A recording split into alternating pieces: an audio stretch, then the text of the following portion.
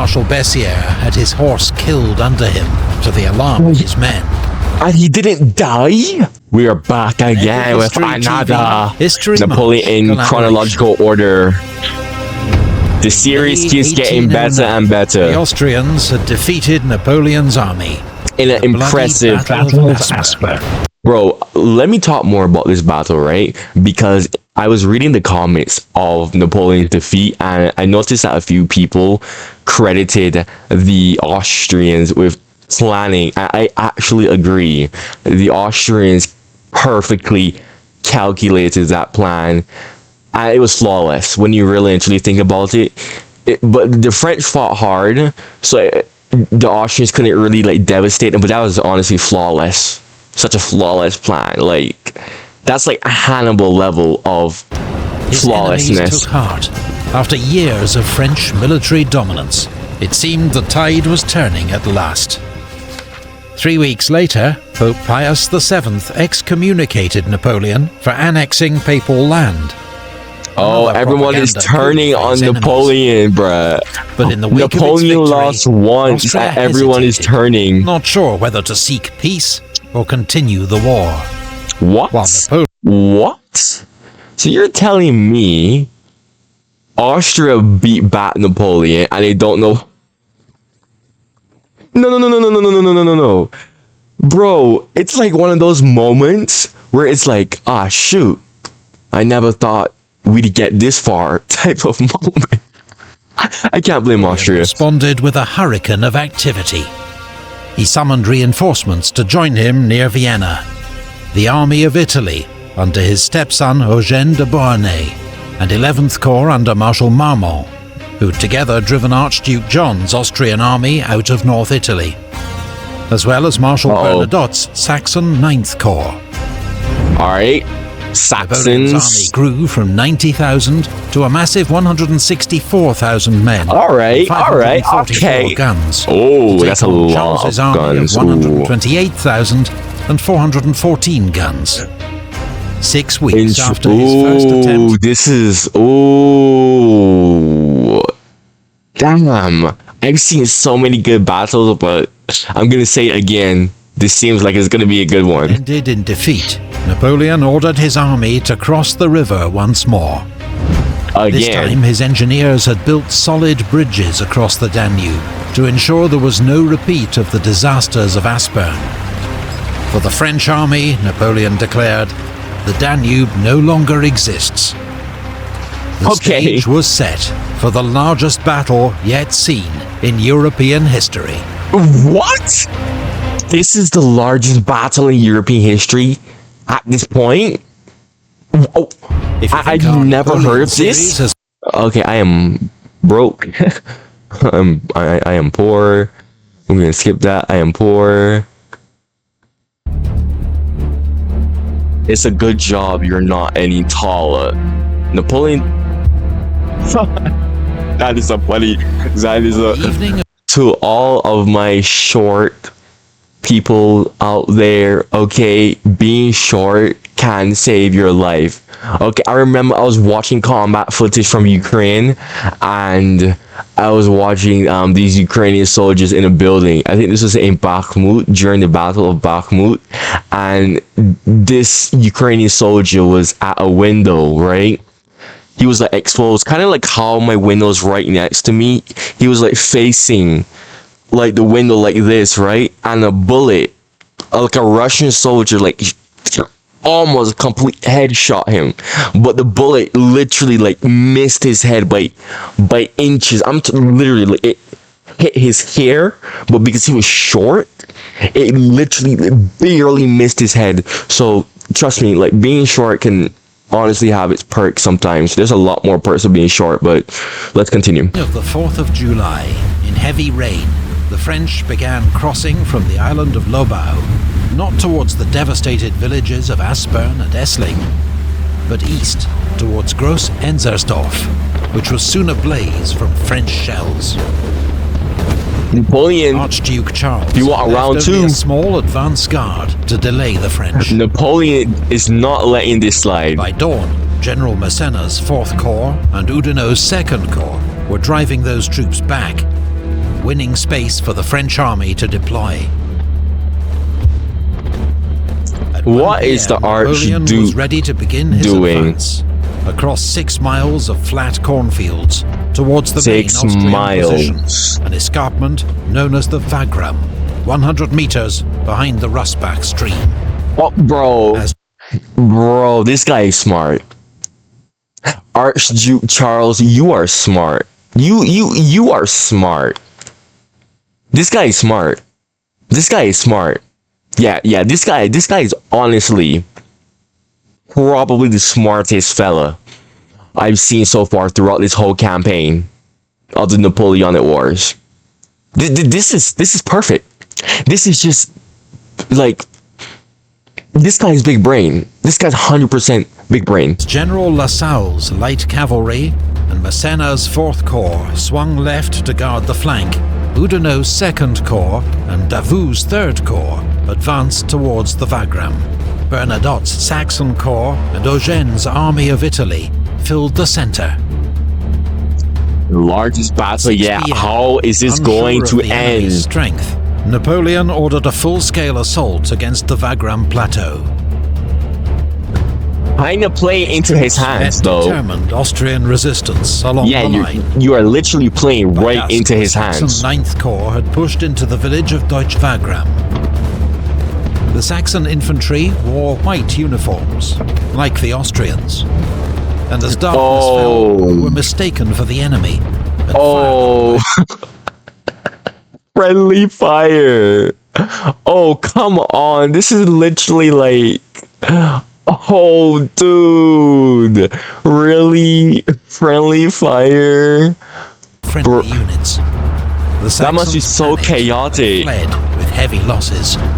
Oh my gosh, man. Napoleon's attempt at a quick breakthrough. Why would you send them? Why would you send them if they're wearing the same uniform? That's just gonna be so chaotic. Like, no, that's so... Come on, Napoleon. That night, both armies slept in the open, while Charles and Napoleon planned their next moves.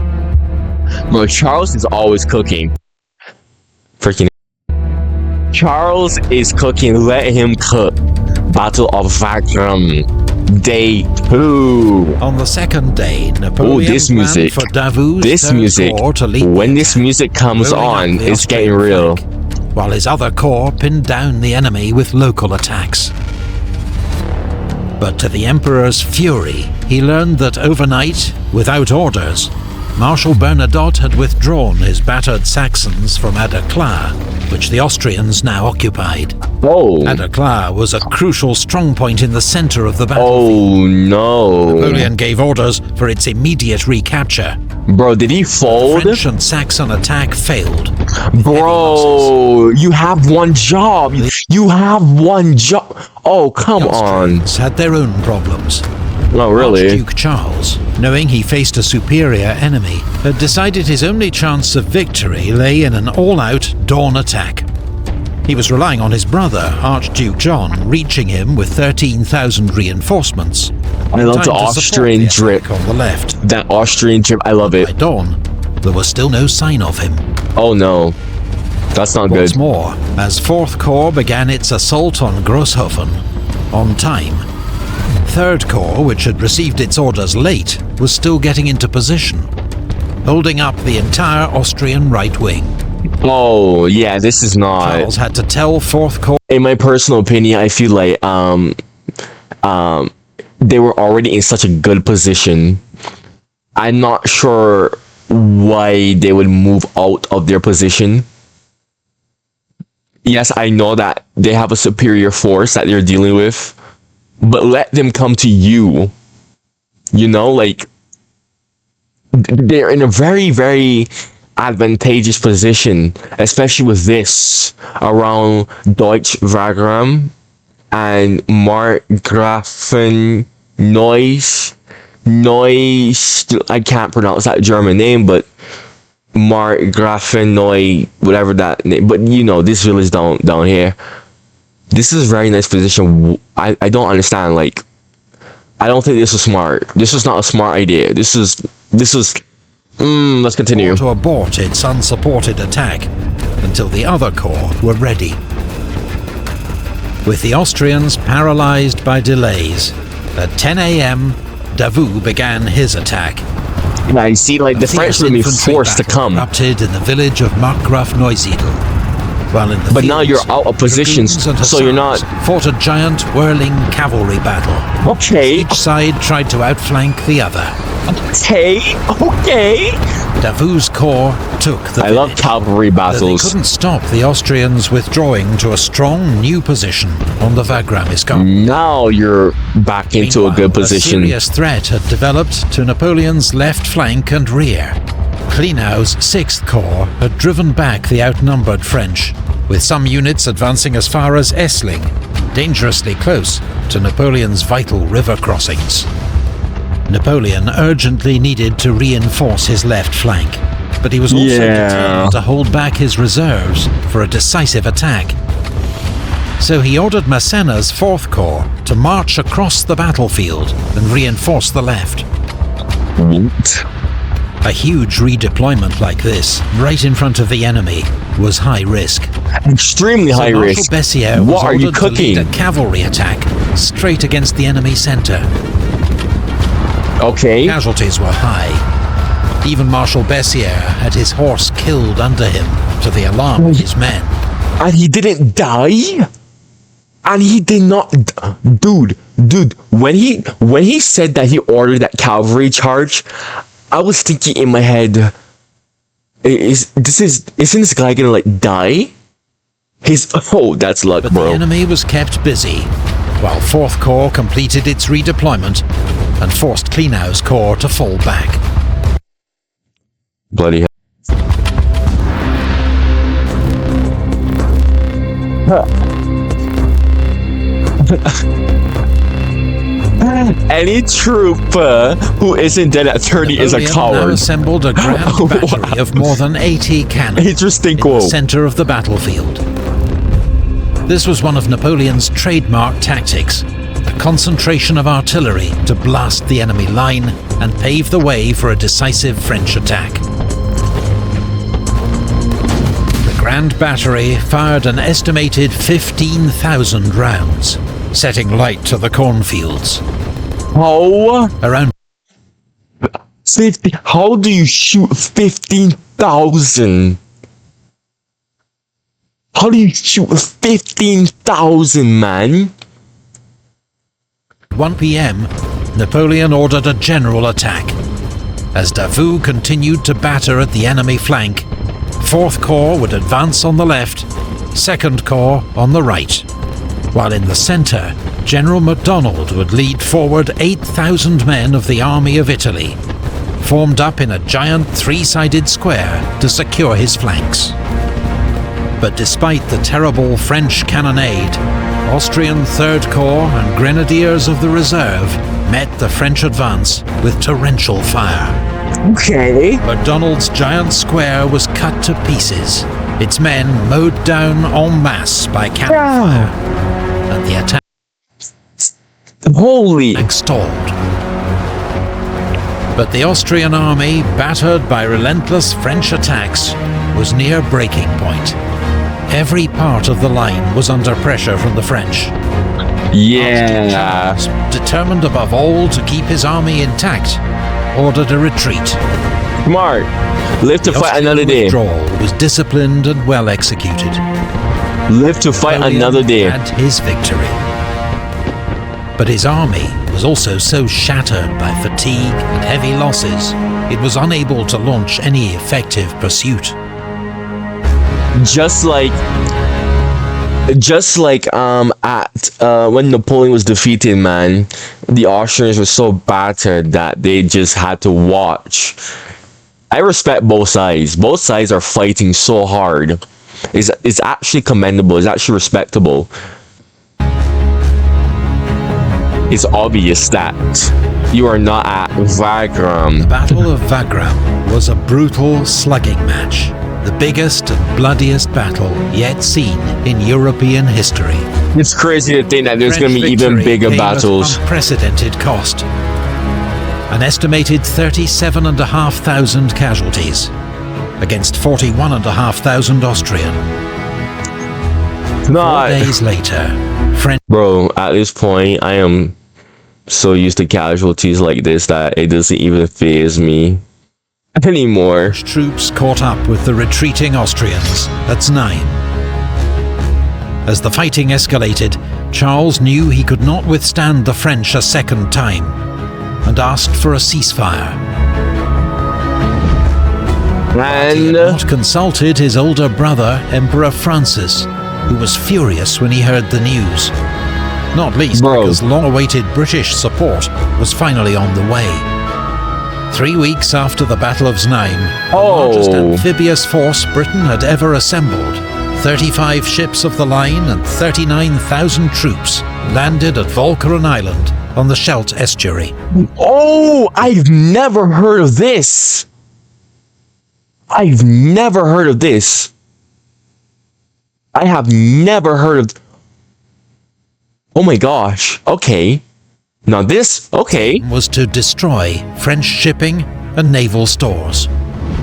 But following the successful bombardment and capture of Vlissingen, British commanders let the initiative slip from their grasp. Their force was bottled up by French troops on the marshy Dutch coast, where it was decimated by fever and dysentery. Bruh, really? About 4,000. Such a letdown. Such a letdown. I'm like, Napoleonic D-Day question mark? That's such a letdown. Died. Many more became permanent invalids. The survivors were evacuated back to England in December. Emperor Francis, informed of the British debacle and persuaded by his generals that Austria couldn't fight on, made peace with Napoleon. In October, Austria signed the Treaty of Schönbrunn, giving up territory to the French Empire, Bavaria, Saxony, the Duchy of Warsaw, and Russia. Russia? Russia? What does Russia have to do with this? Someone explain that to me. What does Russia have to do with this? What does Russia have to do? Why did Russia get that? Poland, I understand. Why not give Poland, like, all of that? You know, this used to be Polish lands. The heck? Total, the Austrian Empire was stripped of 3.5 million subjects, forced to pay an indemnity, limit its army to 150,000 men, and join Napoleon's continental system, which meant ending all trade with British ships and merchants. Another Archduke Charles, humiliating peace offer. Napoleon's more skilled opponents, had fallen out so bitterly with his brother, Emperor Francis, that he never held active command again. Really? This is probably like the only guy who actually like gave Napoleon a run for his money. Oh, come on, bruh. Napoleon had won another crushing victory, but there were worrying signs for the French emperor. His enemies were learning, while he would increasingly have to rely on young conscripts to fill the gaps left by veterans killed or wounded on campaign. Few could have guessed in 1809, but Napoleon had just fought his last victorious campaign. What? This was his last victorious?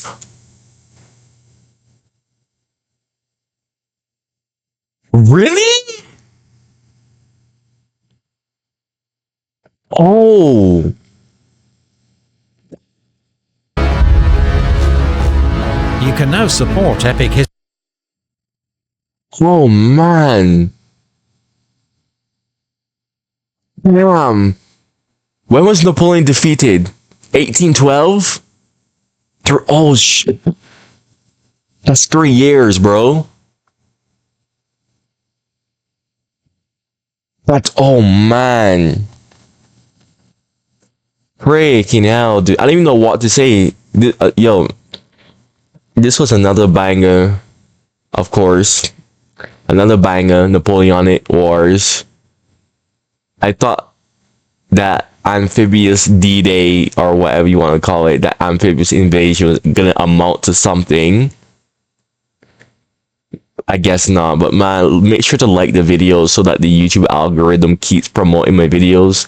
My channel has just recovered from its shadow ban. The YouTube algorithm is finally pushing up my videos again.